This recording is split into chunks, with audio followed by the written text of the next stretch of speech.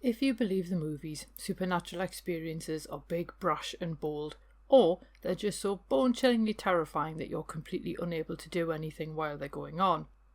I'm looking at you, 1963 version of The Haunting, but in reality they can be far more subtle, but no less bizarre, scary or unsettling, getting under your skin and taking root as a peek into another world that overlaps with our own. Let's hear about some of these experiences in this week's episode of Fabulous Folklore. Hello there and welcome to Fabulous Folklore, the podcast for all things folklore, occult and just a bit weird.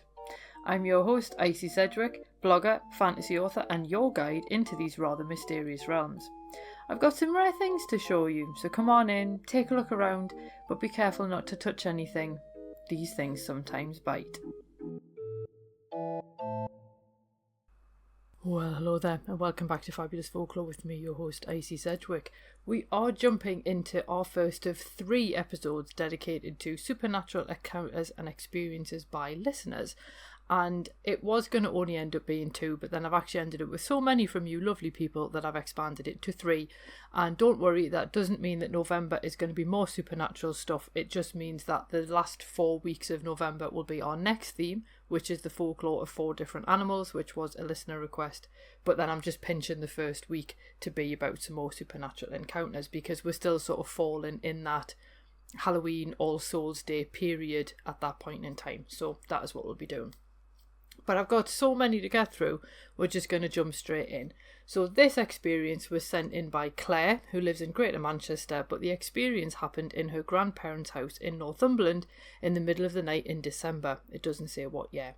But here's what Claire said, and I quote, "I was 5 at the time and staying at my grandparents' house. They had a family room and we stayed at their house at Christmas. The house was in a tiny village in Northumberland, and I was an only child. So one night I woke up in the middle of the night. Usually it would be dark, but oddly there was a tinge of light and it came from the bottom of the bed. Sitting up, I saw a pale light on the wardrobe about halfway down. I moved the curtains and looked outside, but there was no light coming in. My bed was next to the window. Just then I looked back and the light in the centre was changing to orange. Climbing onto the bed, I saw the face of a fox coming through the light. It was odd. I remember being really excited, like, oh wow, look at this, crouching on top of the bed. I even tried to wake my parents and I leant forward and touched the fox. I've not seen this since, though that house could be spooky. I've always felt as if foxes are my spirit guardians because of this." End quote. And I thought that was a really good way to start the episode, because obviously not all supernatural experiences are necessarily terrifying. Sometimes they can give you that glimpse into this other world. And I love the fact that even at 5, Claire was looking to see what else might have been causing it. That is such a boon to hear as far as I'm concerned. I thought that was brilliant.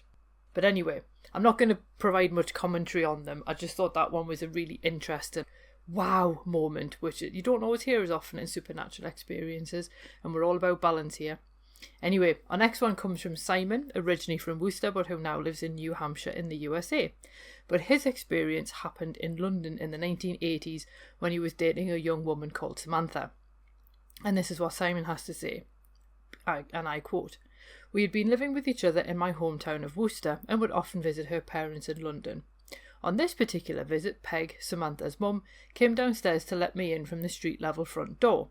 Sam was already there, having gone up the day before. Peg opened it, let me in, and began walking up the stairs with me, closing the door behind myself, and skipping up after her. Peg suddenly stopped and swung her arm over my chest, pressing me against the wall of the staircase. A cold chill passed me by.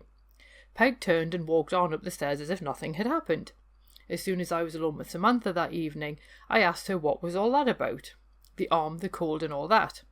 Apparently, Peg's deceased mum would visit occasionally, and if anyone was on the stairs and Peg was with them when the grandmother made her visits, she would press folks against the wall so her mum's spirit could pass." End quote. And again, I love that one because it's just such a lovely way to make sure that a deceased loved one is kind of still part of the family and part of the way that the household operates. So I really like that particular experience as well. But anyway, our next one comes from Ryan, originally from Sunderland, whose encounter occurred in a spare room in his friend's grandmother's house about 17 years ago. So Ryan says, and I quote, "Me and my friend would go round to his grandmother's every Saturday having food and playing on the PlayStation for a few hours. Nothing strange or weird ever happened except for this one event. It started like any other Saturday. It was in the afternoon and his parents were out of the house and it was just the both of us, which wasn't unusual. I always remember him pausing and then both of us not saying anything look behind us because it felt like someone was right behind you. I remember the entire room feeling like static electricity from an old tube TV, but it was at a level I've never experienced before or since. The CD player we had on was a Boots radio. Yes, apparently they had Boots branded electronics at one point, and it started to skip, which it never did. We got up and started to have a look at it, but we couldn't find anything wrong, and we heard a noise of something hitting the floor. We turned back around and my friend went white. He pointed at the CD on the floor that had been on the TV, but he told me it was between a book and a pen was resting on top. The pen and the book never moved. In hindsight, it felt like we were being mocked. Yet this entire episode only happened in a matter of minutes. We told his grandparents about it. They had lived there forever and never had anything like this happen. End quote. And that is such an interesting idea, the fact that the CD moved from where it was on top of a book with a pen on top, and while the pen and the book remained, the CD didn't.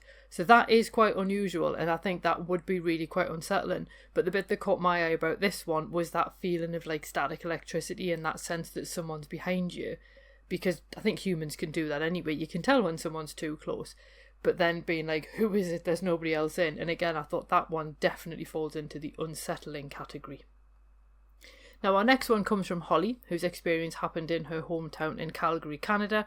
I'm not sure when in terms of year because it depends on the age of her children. But she says, and I quote, "When my oldest son was just about 2 years old, I found him playing alone and chatting with his Thomas the Train characters, which was typical of him. One day he kept lifting his trains and talking as if he was showing them to the wall. I asked him lightheartedly who he was talking to, and he said he was talking to the little boy. I thought nothing of it since he was a kid with a huge imagination and a vocabulary to match.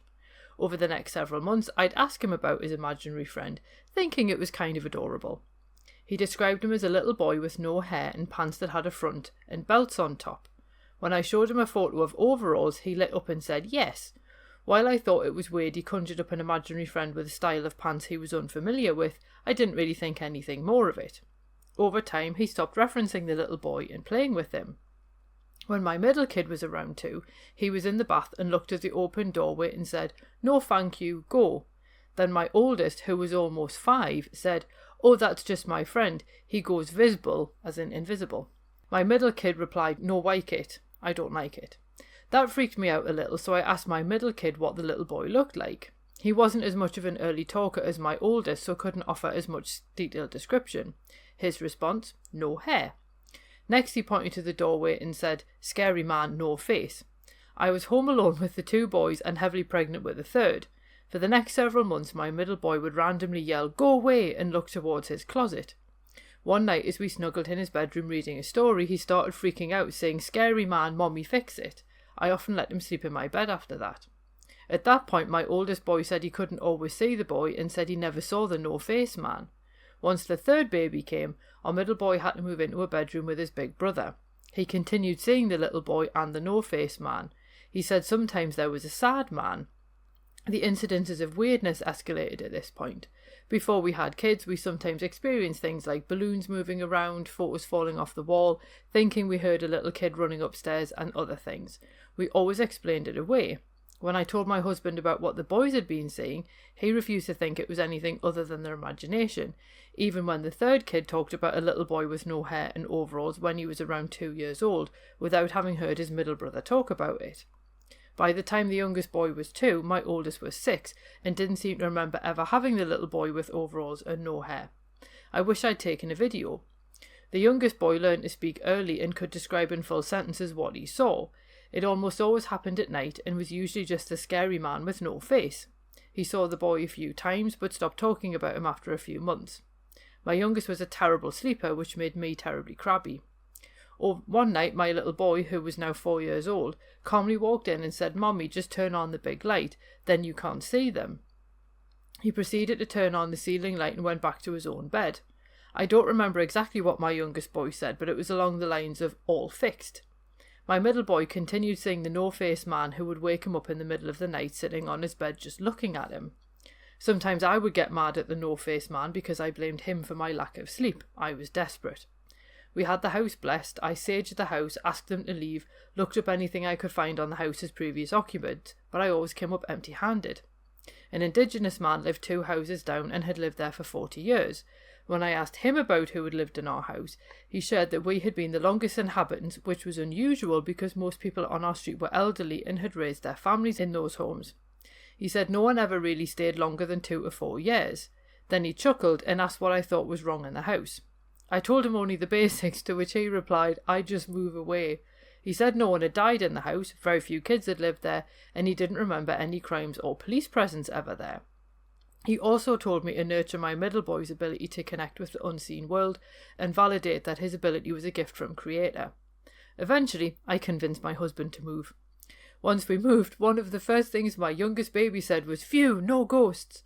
Fast forward to now, my middle boy can still see spirits and isn't afraid of them, my youngest still remembers the scary ghost in his old closet, and my oldest isn't fully convinced he didn't imagine the whole thing. End quote. And I'm sorry, just that "few no ghosts" absolutely tickled me. I really like that. And I think that is really unnerving, the fact that your children can see something that you can't, and then you can't do anything about it. So I think that really falls into like genuinely creepy story territory. So that one is very unnerving on so many levels. Our next experience comes from Kai Gypsy from California, whose experience happened in Victorville, California in around 2014. And here's how the story goes.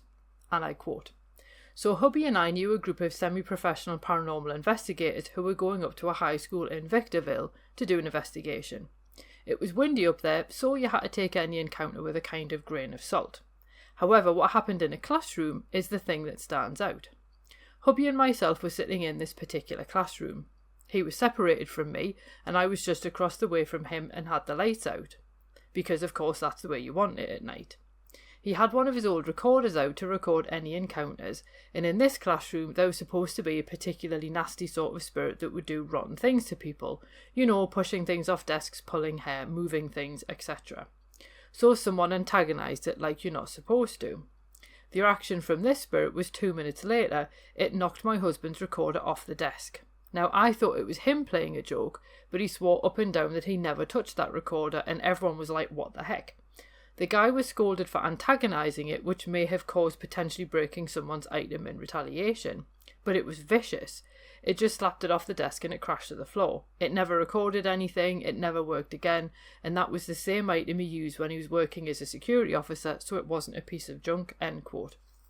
And I like the fact that with this one, there's already the awareness that there's a spirit there, so you've intentionally gone to try and record any activity, but then someone's done something that they shouldn't have, and then there has been that reaction. So to me, that really does sound like the spirit has just kind of had a bit of a tantrum because it's been antagonised. But if it's known for doing that, then you kind of go, well, you've just had an experience of it doing what people have seen it do before. And that's also unfortunate that it then broke something. But I think I know the kind of recorders that you mean, and you think if you've taken a proper decent heavy piece of kit in and then that's not worked, that shows the level of force that must have been used in that particular encounter. So that sounds like a particularly nasty ghost. Now, our final story for this particular episode is from someone who wanted to remain anonymous, but the story was an interesting one and it still caught my eye anyway, so I thought I'd put it in. And it goes like this, and I quote, "When I was in my 20s, I went on holiday in North Wales to stay in a cottage high up in the mountains. I'd stayed there before and had a lovely time. This time, however, the cottage had an awful feeling from the moment we arrived. The room a family member stayed in had the most awful feeling of a kind of get out, you're not wanted here feeling. Anyway, about 2 or 3 nights in, I was awoken by the very loud sound of what I can only describe as the sound of a rolling pin being rolled up and down the bathroom floor. I listened long enough to know I was definitely awake. I called out thinking maybe it was someone poorly in the night. This caused the rolling to abruptly stop, and then it sounded like the rolling pin was dropped from a height onto the floor, quickly followed by heavy running footsteps out of the bathroom, down the stairs, and across the stone floor downstairs. I called out to my father, who said he also heard some of it. He went downstairs to check we didn't have an intruder, only to find no one there and all doors and windows closed and locked." End quote. That one caught my eye because this one's really interesting, that there's a baseline that you can compare the activity to. So if you've stayed in a location multiple times and had a jolly time, and then this one time you go and the atmosphere is all wrong, it does rather imply that something has happened in between the two. And one of the things as well that you have with sound, and this is something that I've sort of really dug into when I was looking at sound in haunted house films in particular, but it's just the fact that humans can't really necessarily work out what a sound is if you can't see the source. You can only work out what it sounds like, which is really frustrating because then you have to basically see it in action to know what's making the noise. Now, the sound of a rolling pin in a bathroom is weird enough that you wouldn't imagine a sound like that, because that is quite specific, particularly if it's rolling back and forward. So the idea of whatever it was then leaving the house once it had been heard, that also implies a level of intelligence to whatever it is. So I'd love to know what it was, but yeah, that one just kind of, there was enough about it that you'd be like, ooh, that is really bizarre. I can imagine why you would then leave the next day as they did. So I think, as I say, that one makes perfect sense. It's all very creepy stuff. But I did also say in previous episodes that I would add some of my own supernatural experiences. Now, I have done an episode before just on weird stuff, and I'm also going to be adding some to other episodes as well. And I had actually hoped to be able to add some things that happened at the ghost hunt that I did on Saturday at Jedburgh Castle and Jail with Rob Kirkup from How Haunted podcast, who's also been on the podcast before, when I chatted to him. I think it was possibly this time last year, actually. I can't remember, all the years blend into one after a while. But anyway, the episode is there if you want to listen to it. Now, Jedburgh Castle and Jail is a strange site because the jail actually only dates to 1823, but it stands on the site of the old Jedburgh Castle, which was demolished in 1409 to stop the English from seizing it from the Scots. So some of the building materials were reused in the jail. It's not particularly big, although it housed a lot more people than it should have done, and it had blocks for men, women and debtors, and then children would be held there in both the women and the debtors blocks. The debtors block by far is like the nicest of them, because obviously people weren't intended to be kept in there forever. It was obviously until you paid your debt, whereas the women's block and the men's block are really not very nice places. Now, we did have some strange auditory phenomena. So when everybody present, including the team leaders, were in the upstairs corridor of the men's block to do like the initial sort of protection, blessing and call out, we could hear what sounded like banging on the heavy iron doors downstairs. Now, these are not doors that will move in a breeze. There wasn't a breeze as far as I could tell. There certainly wasn't a breeze coming into that block either, because of the way it's sort of sealed off. And as far as we knew, everyone was present and accounted for upstairs. There may have been an extra person on site who we hadn't seen, although it's unlikely because that group doesn't really work like that. And as I say, it's the kind of thing there would have to have been some kind of interaction with the door in order to make that sound. One woman began shouting about feeling really angry, and then she started dropping F-bombs and C-bombs left, right and centre until she was then led outside by a team leader. And that then seemed to spark a flurry of people announcing random bodily sensations, while the woman beside me announced, "It's here, Henry's here." Whoever Henry is anyone's guess. But it did show how quickly these kind of things can take hold, that people were obviously unsettled by the woman shouting, and people were then calling out all kind of sensations that they were having, some of which may have been supernatural in origin, some of them may have just been because people were not used to standing up for that length of time in a darkened room. But there we go. So that was already weird with the noises downstairs. And then once the woman who'd been affected by one of the presences was let out, you could still hear the noises downstairs. So of course the guy leading it was then obviously on the walkie-talkie to the team leader who'd led her away, just to check where they were to make sure that they weren't just downstairs. But obviously we had been hearing the noises before they even left. So that's worth bearing in mind. Now, once we broke into teams, we again heard the banging downstairs while we were upstairs doing other things, and the team moved downstairs to see if anything was going on, and then the noises started happening upstairs. So there was a definite sense of almost kind of being played with. Now, Rob did actually go up to see if there was anyone up there, and while he was upstairs, the noises stopped, and we couldn't hear anything downstairs, and he couldn't hear anything while he was up there from downstairs either. Now, we were having some interesting responses with the K2 meter, which detects changes in the electromagnetic field. Now, electricians use these, and also AMF meters as well, to check for wiring and so on. So I'm particularly fond of them as a tool because they are used for an actual practical purpose in the real world, so to speak. Now, you may have seen AMF meters on TV programs, and they're the ones that make the horrible screechy sounds if it goes up too high. So if you get a lot of electromagnetic radiation, it screams at you. The K2 meter's silent and it uses a system of lights instead from green to red, so it's a lot less annoying to use.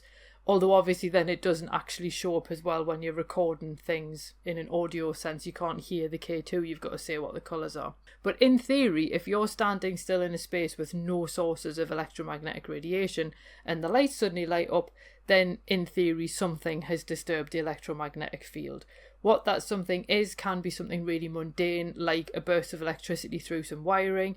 If somebody's got their phone on and they've just received a text message, it might set it off, things like that. Now, I had the K2 meter, so I can at least verify a couple of things about this. But whatever this thing was, if indeed we were talking to a thing, but if it was responding to questions through changing the lights. Now, interestingly, I was experiencing these really quite intense waves of pins and needles that would go up the front of my left leg, up my torso, and then down my right leg, almost in like a circular fashion.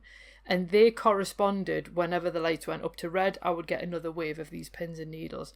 I wasn't getting that when it wasn't going off. It was just when the light was going red. And I can say that I was standing maybe 1.5 meters away from the rest of the group. So in theory, the K2 meter shouldn't have been picking anything up. I was actually holding the meter in my left hand away from them towards the entrance of the door where we were standing. And again, if anyone's phone had gone off, it wouldn't have picked that up. My phone was on airplane mode, so it wasn't picking up anything, it wasn't putting anything out, so on. I didn't have any other sources of electronic equipment on us that were switched on, because at the time my recorder was off. And I don't actually think there was any power to the men's block, from what I can remember, because the lights actually didn't have any fittings in them. Like, there weren't any bulbs in them, so I don't think there was actually any power to the block. So there was no reason for the K2 meter to actually flash up to red, especially because if you didn't ask a question, it just stayed on green. It would only change in response to a question, which does seem to rule out random fluctuations. Now, as a group, we did try to seek out some information as to the identity of the presence, although to be fair, I would much rather have just simply continued asking yes or no questions, because I did feel that the reliance on the Ouija board and then the alphabet dice seemed to muddy the waters a little bit, because they were then just shouting things out and assuming that the answer must be correct, where I was preferring to use the yes and no's and so on. Now, I should point out the phenomena completely stopped when we left the men's block. I didn't experience that again for the rest of the night, and so whatever it was potentially stayed in the men's block. But what was really weird for me, and this is why I wanted to include it as a supernatural experience, is because I felt a real sense of familiarity when the pins and needles were moving across, as if I'd encountered the presence before. Like, I knew them somehow on some level, but I wasn't sure how. But there was also no feeling of threat or danger from whatever it was. So did I encounter a spirit in Jedburgh Jail? Who knows, but it was certainly a very strange experience. And because it was so recent, like it literally happened on Saturday, I thought I would include that. And I'm recording this literally like a day and a half later on the 14th of October. And this all happened about maybe 10 p.m.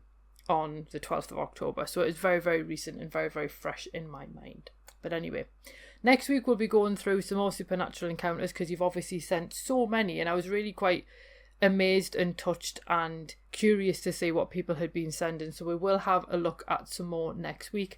I will include another one of my weird experiences, probably actually related to when I was at work, because why not? So that's what we'll have a look at next week, and as I say, the first week of November will be the same before we move on to looking at the folklore of particular animals and so on, because that was a request. And it's a while since I've done any animal. I know we did birds recently, but it's a while since I've done mammals, so that should hopefully be quite good. But anyway, I hope that you enjoyed that. I hope that these kind of supernatural encounters maybe make you think a bit differently about some weird things that have happened to you in the past. And I hope that you have a marvellous week ahead, and I'll see you soon. Cheerio. Well, thanks for listening, and I hope you enjoyed that episode. If you did, feel free to leave a review wherever you listen to podcasts, because that helps other people find the show too. It also takes between 4 and 6 hours to research, write, record and edit these episodes, so if you want to help support my time in doing that, then you can buy me a coffee, or you can join the Fabulous Folklore family on Patreon and enjoy extra benefits, including exclusive episodes and articles and even illustrated talks. All the links you need are below, and thanks in advance.